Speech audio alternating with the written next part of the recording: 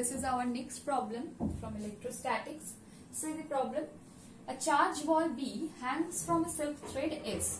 एक charge ball है B जो कि सिल्क थ्रेड S से हैंग किया हुआ है, which makes an angle theta. Theta angle में है और किसके साथ थीटा एंगल में है?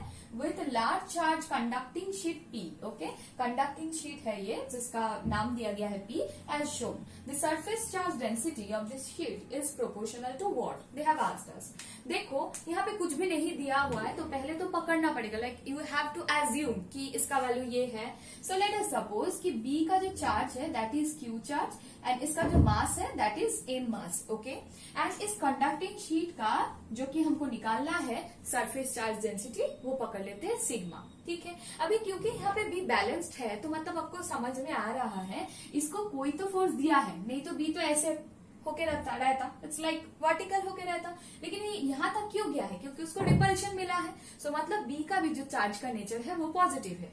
तो ये जो रिपल्सिव फोर्स है ये इलेक्ट्रोस्टैटिक रिपल्शन फोर्स है. और वो कितना होता है? कंडक्टिंग प्लेट के लिए मतलब फोर्स का, इलेक्ट्रोस्टैटिक फोर्स का इक्वेशन क्या है? Q into E. और कंडक्टिंग प्लेट के लिए इलेक्ट्रोस्टैटिक फील्ड क्या होता है?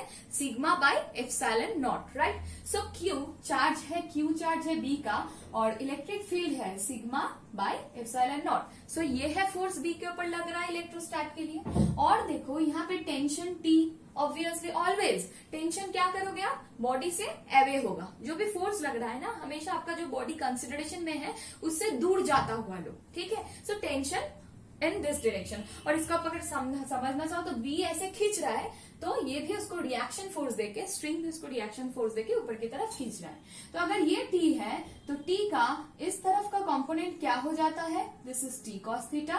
एंड इस तरफ का कंपोनेंट क्या हो जाएगा? This is T sin theta. तो वर्टिकली इसको बैलेंस कौन कर रहा है? बॉडी का अपना वेट, दैट इज mg. ठीक है, क्योंकि बॉडी तो बैलेंस्ड है. तो हम इक्वेशंस लिख रहे हैं. देखो T sin थीटा कौन बैलेंस कर रहा है? T sin थीटा को, that is by electrostatic force and that is Q sigma by epsilon not.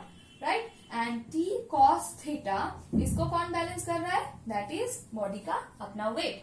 So if we divide this two equations क्या हो रहा है? देखो T cancel, sin theta by cos theta क्या हो रहा है? That is tan theta.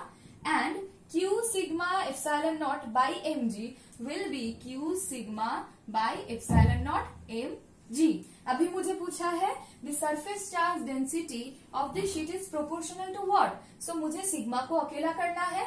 And देखो सिग्मा अगर अकेला किए और बाकी इनको इधर भेजे तो ये क्या हो जाता है? epsilon naught mg divided by Q tan theta. Right with that? So our sigma is proportional to tan theta. Got it? This is your answer. Okay? Understood?